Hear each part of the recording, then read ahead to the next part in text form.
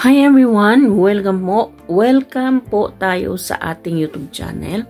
Ito po ang inyong lingkod, Alminda Mix Vlog, bumabati ng mapagpalang araw, mga kalingap, mga karajel, no? So, well, gagawa lang ako ng aking reaction, no? Welcome again. Matagal lang walang upload, siguro 2 days na. Medyo busy kasi. Alam na ninyong mga nandito sa ibang bansa talaga, no? So, well, napapunta tayo dito sa ating reaction, no? Reactionan natin itong Rajel, ang episode 5 na matagal na inaantay, no? Ng mga fanatic, Rajel's fanatic, no? So, may nakitaan tayong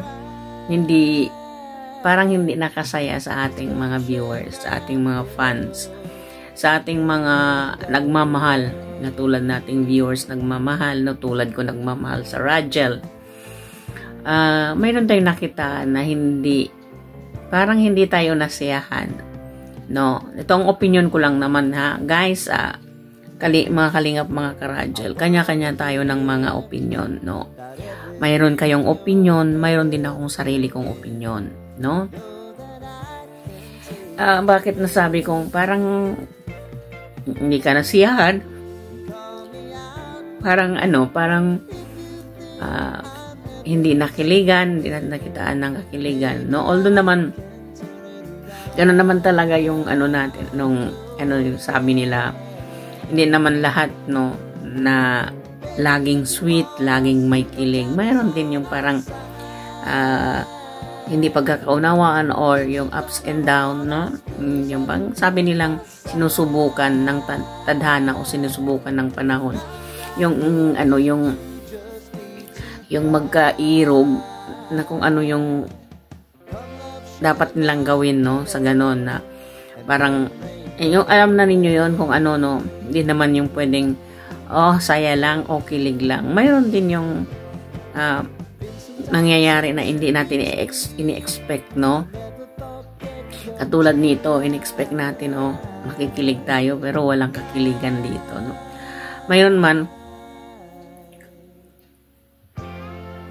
Mayroon mang kaunti yung nasa unang pagkikita nila. Nakita natin yung yakapan, no? Yakap ng mahigpit ni Coach Ralph na miss niya si Angelica.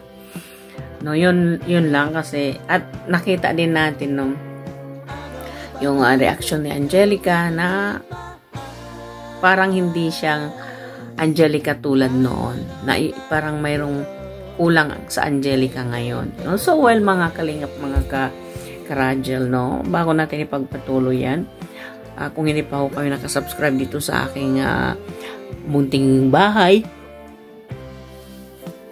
baka po pwedeng pakisubscribe, pakipindot ng subscribe button dyan, at ng notification bell, no? Para updated tayo sa lahat ng aking manire-reaction, mga kalingap, mga karajel, no? Mga ka-business, mga ka-chika natin dyan, no? At so, huwag po natin din kalimutang suportahan ang ama ng kalingap, Kuya Bal Santos Matubang, at Kalingap Rap, at Edna Vlog, at Ma'am Jack Tapia Matubang po, no? So, ipagpatuloy na natin. Ito na, nandito na yung episode, no? Episode 5. Bakit ba nga, no? Masasabi ba natin to? Busted ba talaga? Busted ba yon? Siyempre sinasabi nila na busted daw, no? Busted ba talaga yon? O yung parang kasing sa akin, parang na wrong timing lang. Wrong timing si Coach Ralph, no? Sa niya, sa pagkasurpresa niya dito kay Angelica. Hindi lang siguro nasang-ayon sa panahon, no? Although sinasabi maraming parang na-busted daw talaga, no? Ipalagay na natin, no, parang binasted ni Angelica itong si Coach Ralph. Pero sa kanya-kanya naman tayong pang-uunawa o tawag dito, opinion, no? Para sa akin, hindi lang siguro sa tamang oras o sa tamang araw o sa tamang panahon itong sorpresa ni Coach Ralph na parang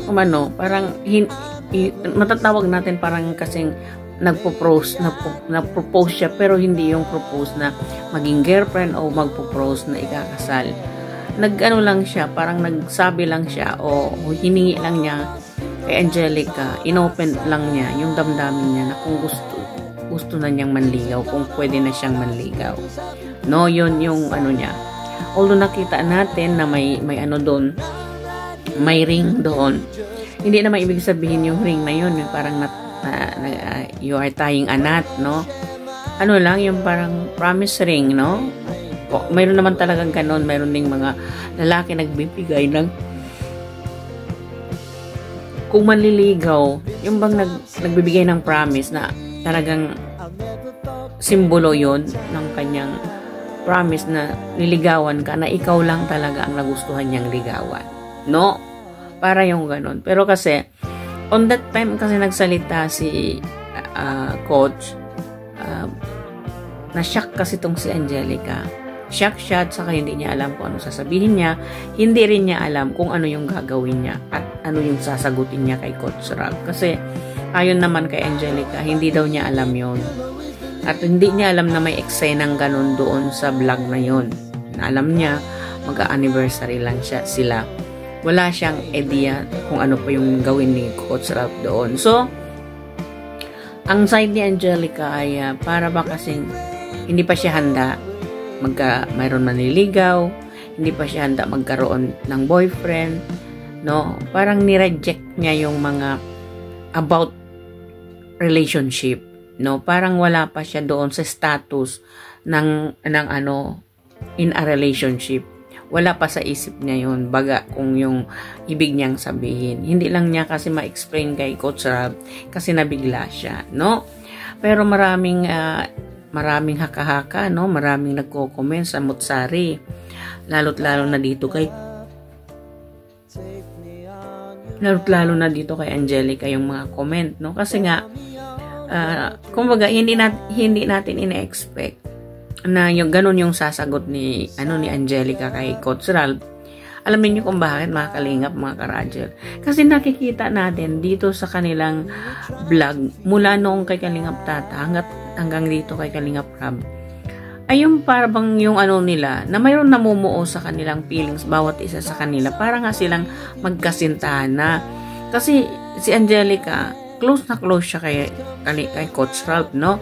Yung yumakap, magsabi ng I love you, yung kilos ni Angelica, kilos ng girlfriend dito kay Coach Ralph. Kaya siguro nilakasan ni Coach Ralph yung ano niya, yung kumaga, lakas loob siya kasi ang nasa isip ni Coach Ralph, panatag na siya na manliligaw kay Angelica kasi para nga daw may something na silang dalawa. Ayun naman kay Coach Ralph, parang may namumuo na.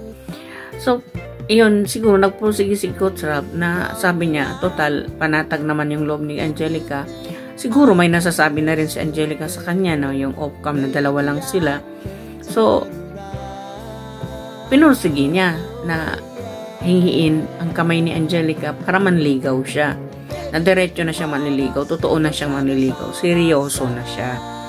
So, hindi rin sukat akalain, na-shock din si Coach Ralph, hindi rin niya sukat akalain na busted ba siya? Parang inayawan siya ni Angelica na. Ang sagot kasi ni Angelica doon ay parang hindi maganda doon sa pandinig ng mga Radger fanatic na majority, no, nakakaintindi, pero mayroon talaga hindi nakakaunawa doon. Iba kasi yung on that time, yung pananaw ni Angelica. Kasi ang sinabi niya, ginagawa lang natin ito, yung love team or yung what else na vlog, para lang sa mga views. Para sa mga fans, no? Kumbaga, wala muna yung seryosohan, wala muna yung ligawan. Dito na lang muna tayo sa bilang isang mag-love team. Yun yung kay Angelica.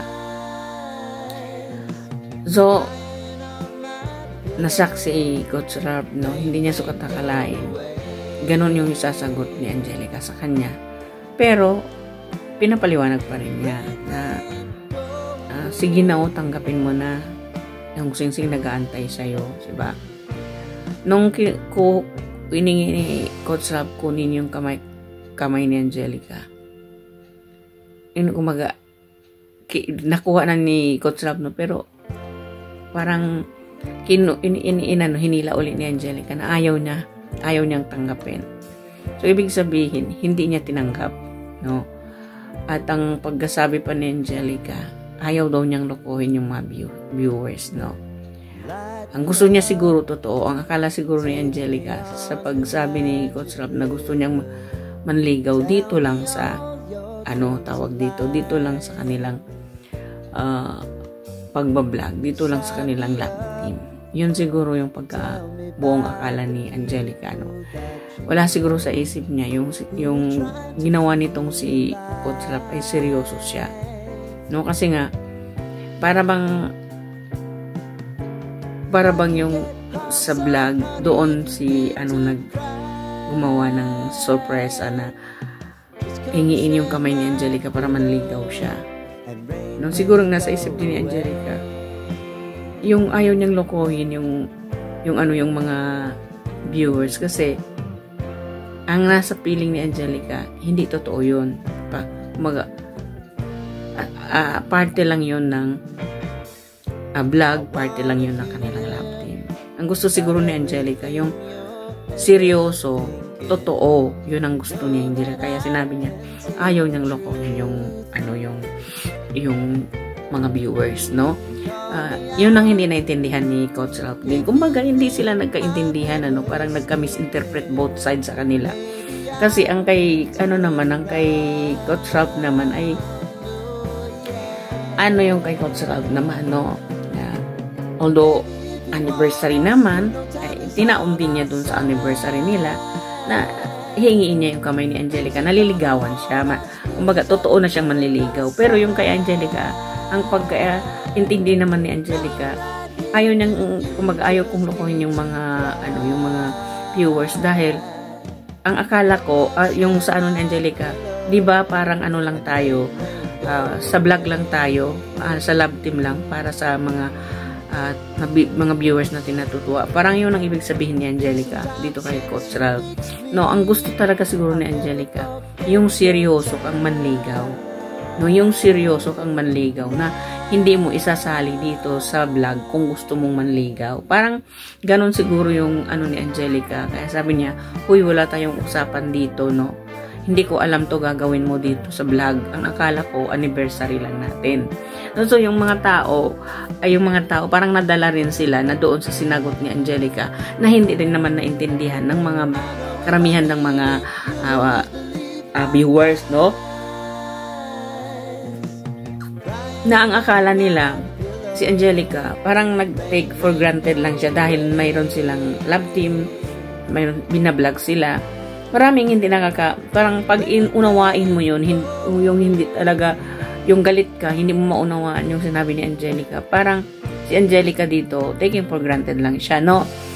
Hindi, ang ibig lang sabihin siguro ni Angelica doon, no? Hindi ko naman pinangungunahan. Hindi natin pinangungunahan kung ano yung damdamin ng bawat isa sa kanila. Pero para sa akin, ang ibig sabihin kasi ni Angelica, ayaw ko lokohin yung mga viewers.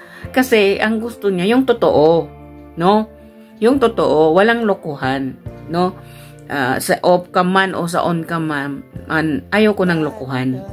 Kung ang nasa kay Angelica, kung gusto mo talaga akong ligawan, no, walang lokohan. Ligawan mo ako ng totoo. Yun siguro ang gusto ni Angelica na ipaliwanag. Pero kasi siya, na-shock kasi siya nung hindi niya tinanggap, nung ni-reject niya yung singsing at yung alok ni Coach Rob. Nag-walk out kasi agad si Coach Rob. No, hindi pa niya natanong kay Angelica, ano ba yung rason bakit ayaw mo, no? At hindi din ready si Angelica dito sa pag-alok ni Coach Rob na manliligaw na talaga siya kay Angelica. Kumbaga, misinterpretation sa kanilang dalawa, no? Ganun naman talaga kung mayroon tayong babae, no? Ayaw natin liligawan tayo ng yung lukuhan lang. Kung gusto mo talaga, kung gusto mo ako, mahal mo talaga ako, ligawan mo ko nang walang lokohan. Parang ganun yung kay Angelica. Kaya sabi niya, ayaw kong lokohin yung mga viewers. Kasi gusto niya, totoo. No, totoo. Kasi si Angelica, totoong-totoo siya. Nagpapakita siya sa mga viewers. Totoo. Totoo yung feelings niya kay Coach Ralph.